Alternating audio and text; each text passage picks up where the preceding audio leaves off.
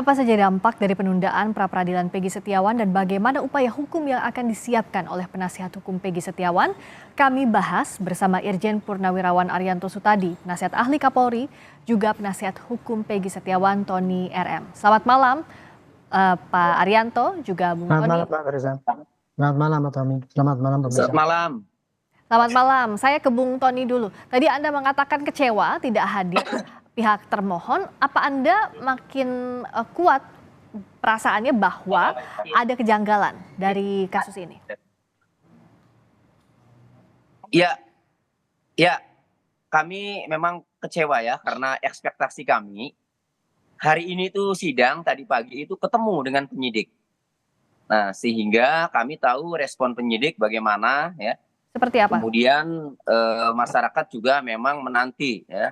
Karena masyarakat awam itu kalau melihat persidangan pra peradilan itu dianggapnya hari ini ada informasi bagus kan begitu. Jadi itu masyarakat. Tapi kami sebagai penasihat hukum juga ingin agar sidang pra peradilan ini segera berjalan karena kami mengkhawatirkan dengan tidak hadirnya penyidik Polda Jawa Barat ini, kami khawatir sebagai penasihat hukum Peggy Setiawan ini upaya mengulur-ulur waktu sehingga penyidik Polda Jawa Barat sendiri ya itu menginginkan kepada jaksa pada Kejati, jaksa penuntut pada Kejati Jawa Barat itu ingin cepat-cepat dinyatakan lengkap atau P21 berkasnya.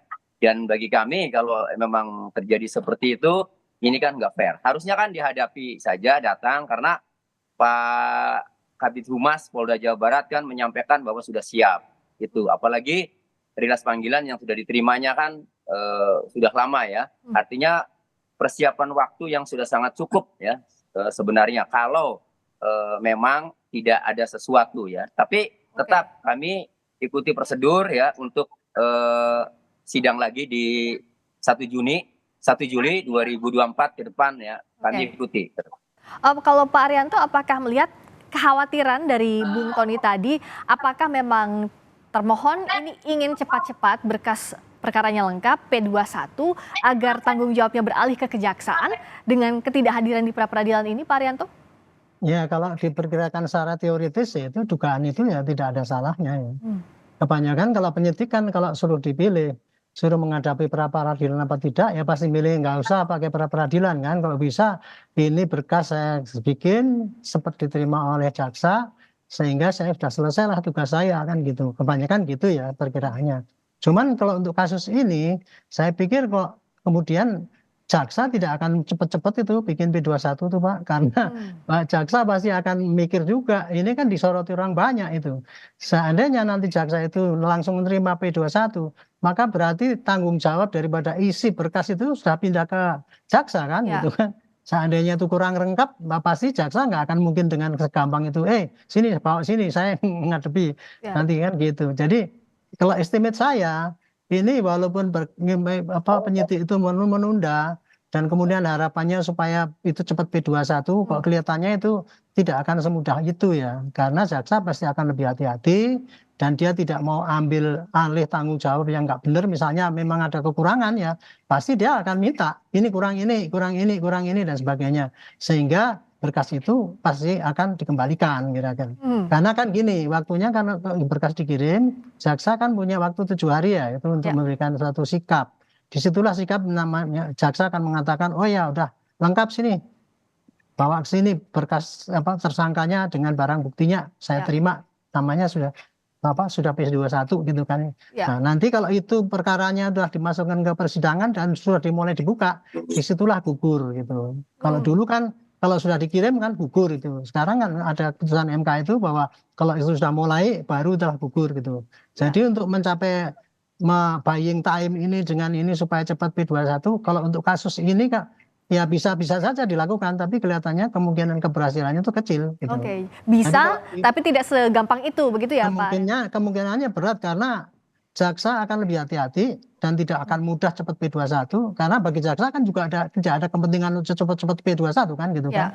Yang penting dia berkas itu lengkap sempurna sehingga nanti nanti kalau dia bawa ke persidangan itu memang bisa betul dipakai untuk penuntutan gitu. Kira-kira itu kalau estimate saya sih. Baik, kalau tadi Bung Tony bilang ya secara perasaan ada khawatir, secara pikiran pun demikian. Tapi kalau bicara soal konsekuensi hukumnya, apa yang menurut Anda merugikan dengan ditundanya pra-peradilan hari ini, Bung Tony?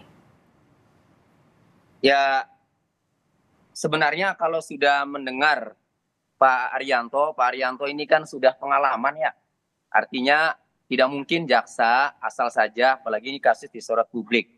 Ya kalau memang seperti itu sebenarnya kepentingan kami sih ingin cepet-cepet tuh biar segera ada kepastian hukum. Itu saja. Kalau dirugikan sih ya belum ada, artinya kan akibat ditunda kemudian dirugikan nggak ada. Ya. Tetapi kami ini ingin segera ada kepastian hukum. Kan andai saja penyidik Polda Jawa Barat hari ini datang, mungkin kan langsung tuh maraton.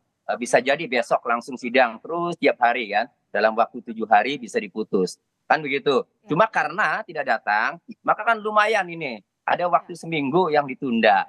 Sehingga ya yang kami awalnya ingin cepat-cepat selesai, ini kan jadi tertunda. Paling itu saja sih. Tapi luar biasa saya apresiasi ya sikap Pak Arianto karena mungkin melihat situasi juga disorot publik ya. Kemudian dengan pengalaman ya sebagai seorang jenderal bintang 2, maka kalau memang itu yang ada di pemikiran Pak Arianto dan jaksanya juga memang benar hati-hati ya, mudah-mudahan memang ini hati-hati, jaksanya juga benar hati-hati dan bisa mendengar nih pendapat dari Pak Arianto. Kalau sebenarnya proses pra-peradilan ini Pak Arianto kan belum masuk pada pokok perkara, tapi masih formalitas soal penetapan status tersangkanya ini sah atau tidak. Nah, kalau sebelumnya tim hukum Polda Jawa Barat bilang akan siap menghadapi pra-peradilan ini, tapi pada faktanya tidak hadir. Apa yang Pak Arianto baca dari sikap termohon? Kalau estimate saya ya, dulu kan sudah siap banget nih, sudah mau turun ke gelanggang ini, mau tinju gitu. Tapi kok tiba-tiba kok nggak jadi gitu. Kalau perkiraan saya ini kan yang mau datang ke situ kan tim hukum kan gitu. Tim hukum itu tim tersendiri, tidak di bawah humas ya.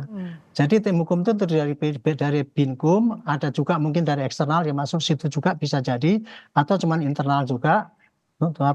Bagian penyidik dari Barreskrim juga mungkin ikut juga, atau penyidik dari Polda juga ikut. Nah kemungkinan ini ya kemarin sudah siap-siap untuk siap menjawab apa-apa, tapi kemungkinan ada perubahan strategi. Misalnya di dalam memberikan jawaban untuk tuduhan ini tadinya dipikirnya sudah cukup dengan ini, tapi wah jangan nanti itu dibantah dengan ini, mungkin perlu kita butuh ini lagi. Nah kira-kira begitulah, mungkin dia dalam rangka untuk melengkapi supaya itu di dalam pra-peradilan ini memberikan jawaban yang tepat sehingga bisa menangkis pra-peradilan itu, maka dibutuhkan keterangan lebih lanjut sehingga dia terpaksa menambahkan alat-alat bukti ataupun keterangan untuk jawaban dari dalam pra-peradilan itu nanti. Itu perkiraan saya ya. Tapi karena saya nanya kenapa mundur, saya juga belum ada jawaban dari Polda Jabar, sehingga saya hanya berandai-andai itu berdasarkan dari pengalaman saya kan bolak-balik dulu menghadapi pra-peradilan. Dulu waktu Pak Budi Gunawan itu saya juga yang ada di situ, jadi saya tahu persis lah bagaimana kira-kira proses di dalam masalah pra-peradilan itu mengenai penundaan dan sebagainya, kekurangan melengkapi jawaban dan sebagainya itu menjadi kendala sehingga kadang-kadang harus ditunda. Itu kurang lebih. Oke, kalau dari sisi Bung Tony, pihak Anda apakah sudah siap betul menghadapi pra-peradilan? Artinya ya, yang mengajukan permohonan adalah pihak Anda, tapi sudahkah betul-betul runut, sudahkah lengkap betul untuk membantah status tersangka Peggy Setiawan secara formal? Sudah, sangat siap, makanya kami menginginkan penyidik Polda Jawa Barat itu datang, karena kami sudah sangat siap. Nah, jadi dalam posita kami atau dalil kami ya memang sudah benar-benar disiapkan. Jadi bahwa Peggy Setiawan ini pada saat kejadian itu berada di Bandung ya, itu kan kami yang membuat kami kemudian meminta kepada penyidik agar menunjukkan alat bukti apa yang dimiliki sehingga menetapkan klien kami Peggy Setiawan ini sebagai tersangka. Itu. Jadi kami dasarnya sudah sangat siap ya dan sudah sangat valid. Nah, jadi kami penasaran nih penyidik apa sih alat buktinya, kan harus untuk menetapkan tersangka itu minimalnya ada 2 alat bukti gitu. Nah, dari Pak Arianto, bagaimana polisi dalam titik ini bisa meyakinkan publik bahwa kasus ini ditangani secara profesional, juga transparan? Karena kalau semakin ditunda-tunda prosesnya, semakin tertutup, akan semakin kemana-mana pula praduga publik yang sudah terjadi bahkan hari ini, Pak Arianto. Ya, ini penundaan ini dalam rangka polisi itu meyakinkan supaya nanti di dalam pra-peradilan nanti bisa memberikan jawaban-jawaban yang tepat apabila ditanya oleh hakim. Kan ini kan banyak sekali nih bukti-bukti yang diajukan oleh kuasa hukum ini. Nah, kalau dalam kasus yang biasa itu kan paling simpel aja kan, yang diajukan dikit gitu. Ini karena banyak maka jawabannya pun harus banyak kan. Dia harus siap-siap untuk pertanyaan-pertanyaan yang sulit-sulit dan dia harus siapkan buktinya waktu itu. Apabila nanti meleset misalkan dikatakan taruhlah itu pengacaranya kan ada 60 tuh. Kalau ada pertanyaan 60 nanti kita nggak siapkan pertanyaan 60 itu, nanti kan kita bisa yang sebetulnya tidak salah jadi bisa salah karena tidak bisa menjawab secara tepat dan bisa menimbulkan hakim berkesimpulan wah ini buktinya kurang kuat.